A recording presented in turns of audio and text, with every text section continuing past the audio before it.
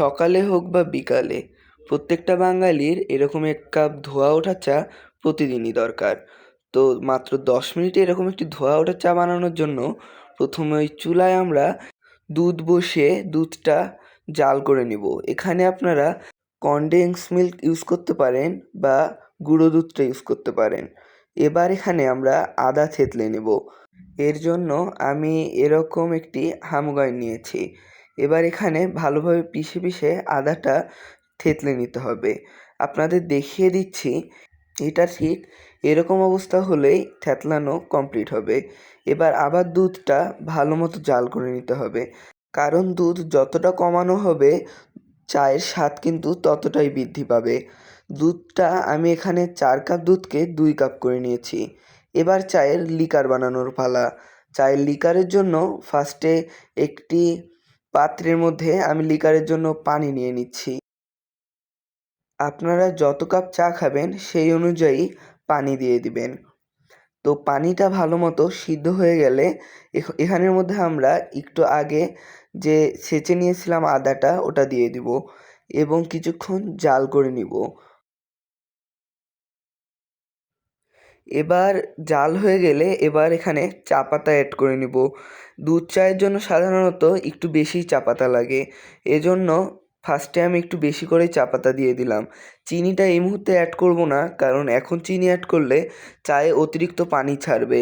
এতে কিন্তু চায়ের স্বাদটা অনেকটা কমে যাবে। যার কারণে আমি পরে চিনিটা অ্যাড করে নিব। এবার এটা ভালোভাবে জাল করে নিব।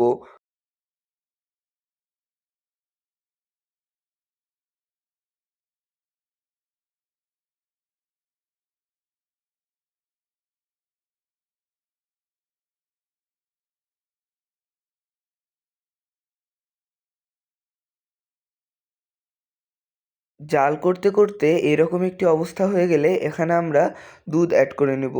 ফার্স্টে যতটুকু দুধ জাল করে নিয়েছিলাম ততটুকু দুধ এখানে অ্যাড করে নিলাম।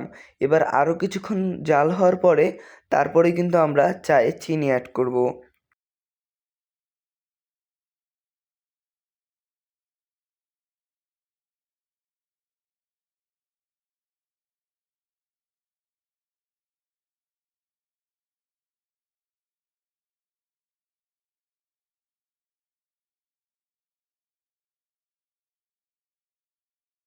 এবার চায়ে চিনি অ্যাড করার পালা।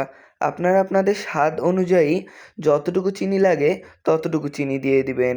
এখানে চিনি একটু বেশি হলেই চাটা একটু বেশি মজা লাগে। যেহেতু দুধ চা, চিনিটা একটু বেশি প্রয়োজন হয়।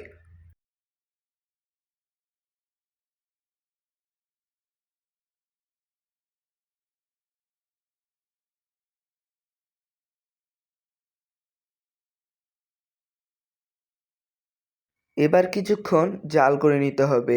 আপনাদের দেখিয়ে দিচ্ছি এটার চায়ের এখন অবস্থাটা কীরকম। দেখুন, এই মুহূর্তে আরও কিছুক্ষণ জাল করে নিয়ে তবেই কিন্তু আমাদের চাটা সম্পূর্ণ লেভেলের কমপ্লিট হয়ে যাবে। দেখুন, আমরা চাটি এবার কমপ্লিট হয়ে যাওয়ার পরে চায়ের কাপে ঢেলে নিচ্ছি। ছাঁকনি দিয়ে চা পাতা এবং আদাটা ফেলে দিব। ব্যাস, কমপ্লিট হয়ে গেল আমাদের পারফেক্ট দুধ চায়ের রেসিপি। মাত্র ১০ মিনিটে এরকম একটি দুধ চা বানিয়ে নিলে যাকেই খাওয়াবেন তার আজীবন মনে থাকবে। তাই বাসায় একবার হলেও ট্রাই করুন এরকম পারফেক্ট একটি চা, যা খেয়ে সবাই আপনার প্রশংসা করবেই।